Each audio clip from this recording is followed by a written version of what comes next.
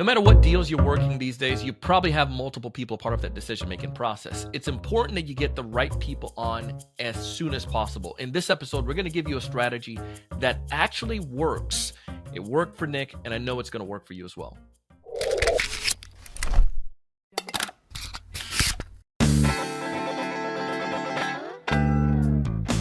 Hey, everyone. Welcome to another great episode of the Sales Evangelist Podcast. I'm your host, Donald C. Kelly, the Sales Evangelist, and I'm so excited for another great episode. I'm so excited to be here with you today. And on this episode, we have the one and only Nick Reed-Smith. You can connect with Nick on LinkedIn. Nick is a 4-time top sales professional, as well as Nick has been in sales leadership capacity, as well as Nick is an investor as well, an angel investor, 3 times angel investor. He has a lot of great knowledge. One of the things Nick does right now is being able to get the right people at the table and also hit his deadline. On this episode, we're going to break down a process that he does where it's not like you're insulting anyone or not being intrusive, but it's a natural way how you can get the right stakeholders in the meeting so you can hit deadlines and get deals closed. If this is your first time listening to this podcast, our promise to you is that we're going to help you to 3 to 5x your sales pipeline with our content, as well as help you to close twice as many deals. And this episode, if you apply the things, will definitely help you increase that close rate. Go ahead and check out our sponsors. As we dive in, you'll get a chance to hear Nick's backstory a little bit and how and why I felt that he would made so much sense for him to come on a show. Then we'll dive in to see what makes it so seamless for Nick with his prospects. Nick, welcome to the show. Hey, thanks for having me here. I'm really excited to be chatting with you, Donald.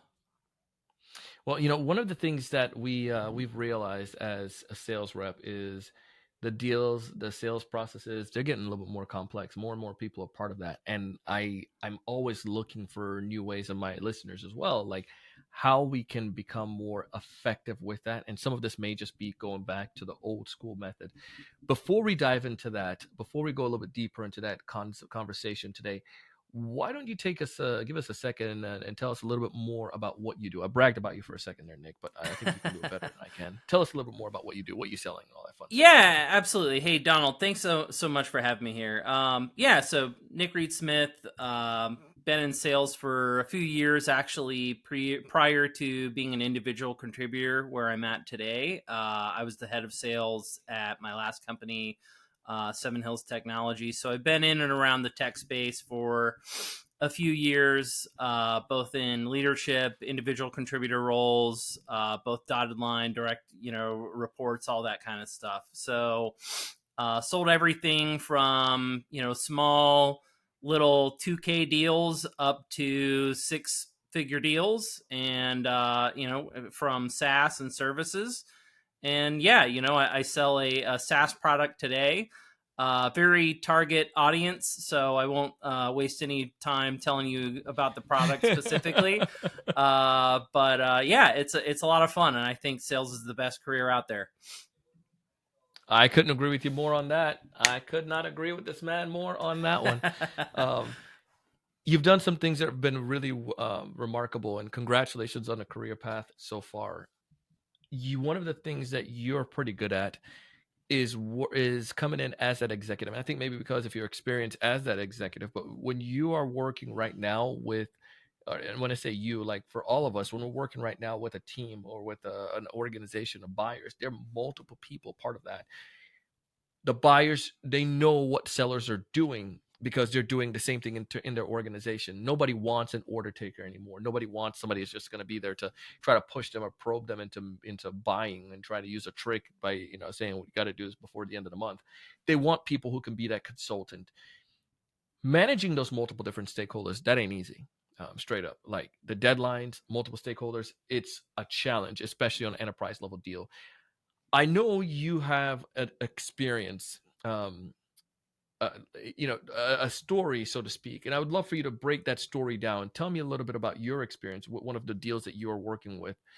Talk to me about those cast of characters, the multiple people that was a part of it. But then more important, we'll get into how you were able to really keep things moving and how this deal was able to close. Does that sound like a good plan there? Could we tackle that story? That sounds great, Donald. I really appreciate it. And thanks for teeing that up. Yeah, so, we were chatting a little bit offline, and I know, I guess, given the audience that this goes out to, I just wanted to share a story of something that was, something I've been working on to do better myself. I've done well in sales, but I'm constantly trying to improve. And so this is something I've even been working on with my coach is, hey, how can I multi-thread better within those accounts to, I guess, build more of that coalition and more of that social capital across the entire account? Because we've all been there before where you have a deal, you think it's on the 5-yard line, right? And you think you're going to close this deal, and then something happens and it slips, right? And oftentimes what I've found, the reason for me that it does slip is because, okay, I was spending too much time with the person I thought was the decision maker, and maybe I didn't have enough knowledge of what was going on in other departments. Or maybe there was someone else higher up that I needed more buy-in from them, right? So we all talk about the importance of multi-threading, but for me, like even when I started hearing that, I didn't understand the how. How do you multi-thread and how do you do that effectively? Because you could look at it from the standpoint of, okay, once I'm prospecting into this account, maybe I'm prospecting multiple stakeholders across this account from the top down, from the bottom up. But I used to have this bad habit where once I had a conversation with one individual at the account, I just sort of assumed they were my point of contact, right? And that was the wrong way of doing it.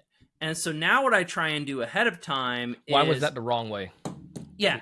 Well, because oftentimes, just because they're the person who's talking to me, that doesn't tell me anything about whether or not they're the decision maker, right? So they could be a champion. They could be an economic champion. They could be a technical champion. There's all different kinds of champions. And then there's coaches.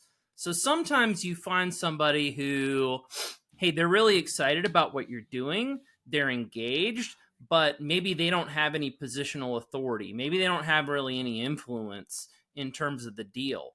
And so what you need to figure out is, what are those personas that you're going after? So for me, I now know anytime I'm working a deal, I need to get in front of the CRO. The CFO might be involved in terms of the budgetary process. Someone from RevOps might need to get involved in terms of basically the CRM integration, right? I need the head of alliances. I might need a VP of sales. So there's somewhere between 5 to 10 different people at the account that I may interact with in a given deal. And so what I'm trying to do nowadays is map all of those individuals out ahead of the call. And then it doesn't matter who on that team I'm talking to first. I've got my map built out. I need to eventually have some interaction with some of these other folks. And something else I used to do wrong was I'd try and ask for permission or ask that person that I'm talking to at that account to make the introduction for me.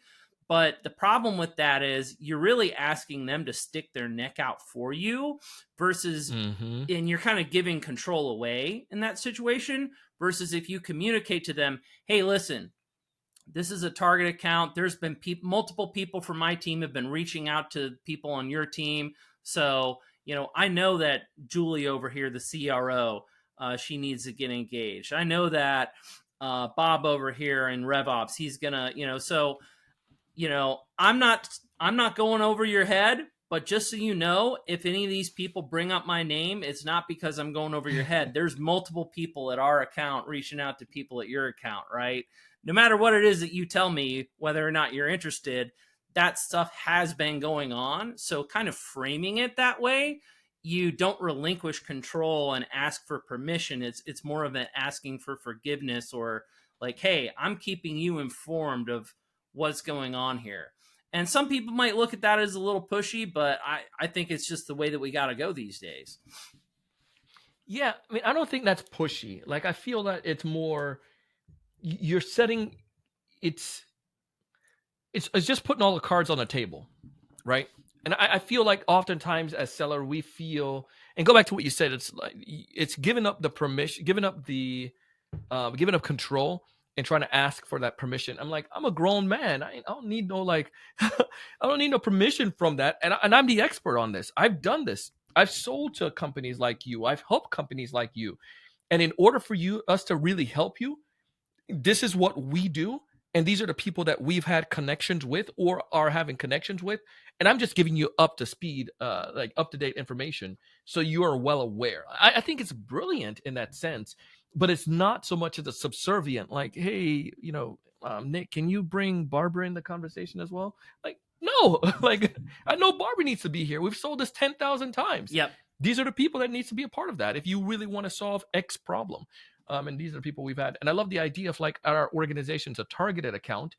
And, you could probably use verbiage that's probably not being tied to them. Like, this is an account that we feel is right in our wheelhouse. And you guys are the right type of clients that we've served in the past. And we feel that we, based on what you guys are doing, whatever trigger, Yep. we feel that we can partner. So even my executive is also committed to this. So you'll probably hear about us one way or another on that. And I think that's awesome. Yeah. Bringing them to the table. And in fairness, for me, a lot of that multi-threading. So I always build my account map prior to even breaking into the account. So I'm not necessarily using that specific messaging in the prospecting sequence, but for me, it's more once I'm having the conversation with someone, letting them know that there's multiple touch points that are going on here. Right. Because I feel like a lot of times people, when they get a cold call or they get that cold email or whatever, right, like they're getting inundated with this stuff on a day-to-day basis. And so most of the time they kind of realize, okay, if I blow you off at some point, you're going to go away. Right. Yeah. But by communicating to them, hey, no, this is a little bit different than that traditional scenario. You guys are on our radar, right? And there's executives from my team who are reaching out to executives from your team. We've seen you guys at the same events, like all these other different connection points. It kind of lets them know that you're going to be in and around their atmosphere and you're not going away. If you communicate in that manner, really what you're trying to get across the table to them is, you're not going to just be blown off. You're going to be in and around their atmosphere. There's other folks on your team who are in and around their atmosphere, and you're not just going to go away, right? Like you guys are going to be in constant communication. So that's really what you're trying to get across there. What else do I need to do if I'm going to try to get all of these different, peoples together to manage this deadline? You gave us some great ideas so far. What else am I missing? Yeah, so something that I've been working on a lot is I'll kind of go back to the importance of like that FYI, like no action needed, right? So I'll give you an example. What I used to do in the past was I used to sell a lot more top down. And if you have like a huge total addressable market and you've got accounts to burn through, top down might be the quickest route to market. For me, I've got a very small patch of accounts in my territory, right? So I can't afford to lose a single account, right? These are the accounts that I have. And so for me, I'm usually going bottom up to try and gather that informational intelligence. I'm trying to build that coalition. And then I'm using the power of that FYI to kind of build visibility across, right? So let's say I just talked to an AE, or I might talk to someone who's like a first line manager. They don't really have the authority to buy what I'm selling, but they have some of the pain that I'm talking about. And they have skin in the game in terms of wanting to solve the problem. So if I have a really good conversation with that first person in that bottom up type of approach, I'm then taking everything that we discussed and I'm summarizing that out to the other stakeholders who are going to be important later on in the deal. And I'm not necessarily leaving them with the call to action. I might have like a very soft call to action, but it's more of like, hey, Donald, I know you're the CRO over at this company. Hey, I had a great conversation with one of the managers on XYZ team about blah, blah, blah, right?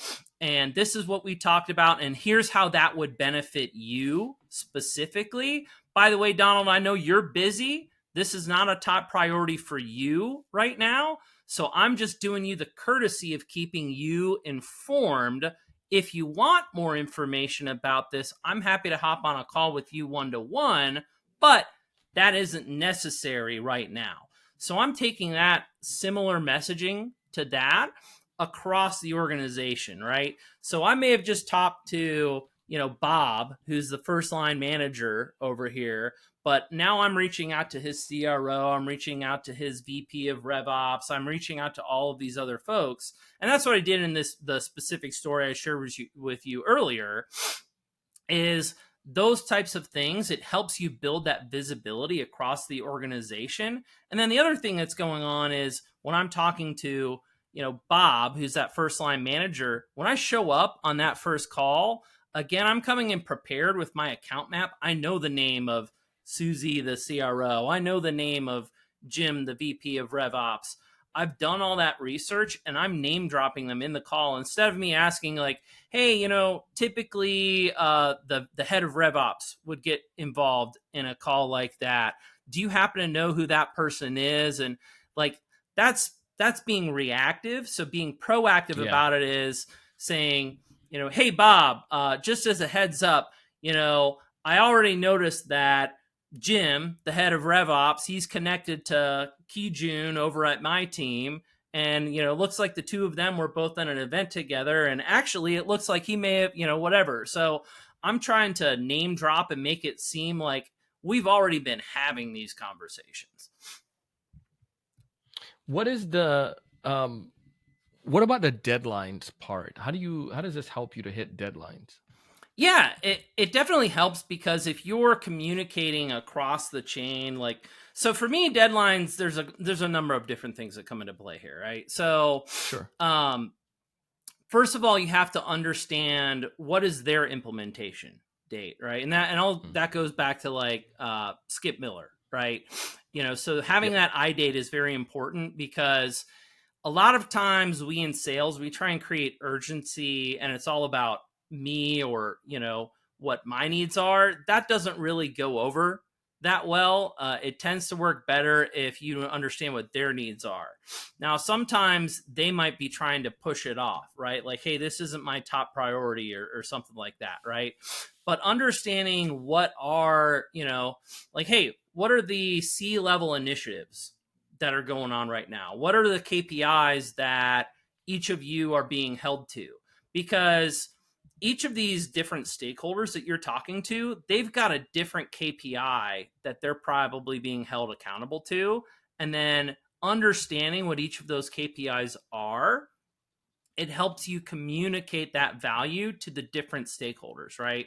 So it's difficult to get all of this across in maybe one meeting with, 10 different people. So for me, I find the more time you can spend having like those one-off, one-to-one conversations, or like 1-to-2 conversations, then you're better able to tailor your communication to what's the specific thing that you're working on right now, and what are your deadlines around that, and then how can I tie my deal into that deadline, right? So maybe you've got like this big digital transformation that's going on right now, or hey, maybe right now we're in a cost cutting mode because of the economy. Whatever it is, I'm going to try and tie my deal back to that specific objective that you're trying to achieve. And it might be different depending on the person that I'm talking to. If I'm talking to the person in RevOps, they're going to have different goals than the person who's that first line manager. And they're probably going to be looking at things differently than that CRO, right? So I don't know if that answered the question around managing the deadlines. Yeah, it definitely does help with that, and I think it's a brilliant. It's what I love about this, Nick. It's not complicated. It's just that it's more you have order to it, and coming at this with a lot more confidence, because I think that's what order does, or a process. It allows for you to be able to exude confidence in that conversation. how did this all work out for you doing this, managing deadlines? Go back to this particular story. What was the tell us the happy ever after with that? Yeah. Actually, so this specific deal, this was actually a good example where I started bottom up, right? And so I had some folks that I thought were pretty strong champions. We were on track as far as I was aware in terms of getting this deal across the finish line. Of course, later on in the deal cycle, something came up, and it's like, we're not going to be able to hit this goal, right? Of this deadline. And for me, like the end of the quarter was quickly approaching, and so I was like really concerned about getting this deal to close. So I was like super upfront and honest, not just with my champions, but because I had built the relationships up the chain and across the chain, I started having those conversations with them too, to let them know, hey, well, you already mentioned that you need to have something implemented by April, right? Because you have this other vendor who's going to fall off at that time, and you need to have the solution up and running by them. Otherwise, there's going to be a gap in service, right? And we've already reviewed the implementation time frame, so we need this much amount of time ahead of April to make sure that you're up and going with a little bit of budgeted excess, right? Overlap there, right? And then the other thing that was going on is I was very upfront and transparent about my quarter. So I was able to communicate that across multiple different people. And basically they were like, hey, you know what? We appreciate your transparency, Nick. We appreciate the fact that, you're trying to keep our deadlines and all of our stuff in mind. So let's see what we can do to try and get this across the finish line. And in this, there was lots of different conversations and things that happened along the way, but eventually we did get it in like right under the wire that last day and got it signed on time. Congratulations. But again, the only way I think that could happen was because of the idea that you orchestrated this, you got the right people there. I've had clients where it was like coming up on a holiday and they're trying to get something across the line. They didn't have access to somebody up top. So it was like trying to work with have my person stick their head out because to help this deal close with a big holiday coming up over the weekend so I can hit numbers. You know what I mean? And this becomes just awkward for everyone. Brilliant. I absolutely love this. What advice would you give to a seller? She's listening to this and she's like, man, I like this idea. I want to implement it. But I don't know how to start. What would you tell her? Yeah, I feel like the first thing that you can do, and I don't know how many people actually do this anymore. I feel like sometimes I talk to folks and they think it's old school or they think it takes too much effort, but like literally sit down and map out who are all of the personas, not just of the decision maker, but like anybody else who's like adjacent to the deal, right? Anybody whose say so could influence this deal, and pull up LinkedIn Sales Navigator and like literally write all this stuff down. And so like I've got a page in my notebook for every single one of my deals with like the names of every single person at these accounts, that I've looked up on Sales Navigator. And then I'm doing a little bit of deeper research. I'm trying to figure out who are all of those second degree connections connected to all those other people. And, if I can get my president to hook up with their president, great. If I can get my VP to hook up with their VP, great. Maybe there's some other customer I worked with who, this guy used to work over at that company and he's probably got connections over there, So I'm trying to look for all those second and third degree kind of connections to build that, those many links across the chains. Like that's something pretty easy. It is time consuming, but it's not complicated to do that. And I just feel like maybe people aren't doing it enough because they feel like they don't have time or they have to approach too many other different accounts. But yes. Okay. And I think that's what it is. It's like I don't have time and I have so many other things so many other accounts I need to do and not structuring their day and, organizing that. So, so good. I agree there. Well, and Donald, and I'll just say this, Like, I feel like for me, I used to have that mentality, and I used to be the guy who I was only going, a couple people deep on each account, and I was spreading myself too thin, like one slab of butter across 3 loaves of bread, right? And I didn't have nearly the same amount of success that I have today. Now, and in fairness, maybe that makes sense if you're selling something that's like a one-call close, like very transactional. Maybe you can't afford to take this level of time because there's just not enough margin in that specific deal. But if you're working a really big deal, like what I've found works better for me is if I can just focus on like 5-10 accounts, and these are like the 5-10 accounts that I know are going to make the huge difference for me, and I'm going to muster all of my resources toward these 5-10 accounts. Like, the more focused I am, the better success that I've tended to have. Love it. Absolutely love it. Listen, this has been great, fun stuff. If folks are listening to this episode, want to get in touch with you further, Nick, connect, maybe just collaborate, learn from you, share notes, what's the best way for them to go about connecting with you? Yeah, absolutely. I'm pretty active on LinkedIn. Sometimes I get more DMs than I have time to respond to everybody, but look up Nick Reed Smith on LinkedIn, and I'll be the guy that you find there. That's why I include my middle name, because there's too many Nick Smiths out there in the world. But if you look up Nick Reed Smith, I'll be the only one that you find. And I'm happy to connect with just about anybody on LinkedIn. When I have the time and availability, I have been known to just hop on peer calls, share my tips and tricks. And, I've helped people find jobs. I've helped people break into deals. Like, I love giving back. So that's my favorite thing to do. Awesome, man. Well, Nick, congratulations. Thanks for taking the time to come on the show today. I really appreciate this. Thanks a lot, Donald. Really appreciate it.